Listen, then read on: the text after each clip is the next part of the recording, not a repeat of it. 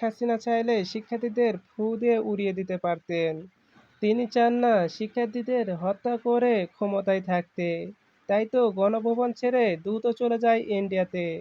প্রধানমন্ত্রী শেখ হাসিনা বলেন, সাধারণ শিক্ষার্থীরা বুঝতেছে না, উপদেষ্টারা তাদের মাথায় কাঠল ভেঙে খাইতেছে। আমি যে কতটা তাদের উপকার করেছি একসময় ঠিকই বুঝবে। একসময় আমাকে মনে করতে হবে, তখন আর আমাকে পাশে পাবে না। দেশকে ভালোবাসি এবং দেশের জনগণকে ভালোবাসি বলেই আমি চলে এসেছি গণভবন ছেড়ে। নয়তো বাংলাদেশে রণক্ষেত্রে পরিণত হইতো।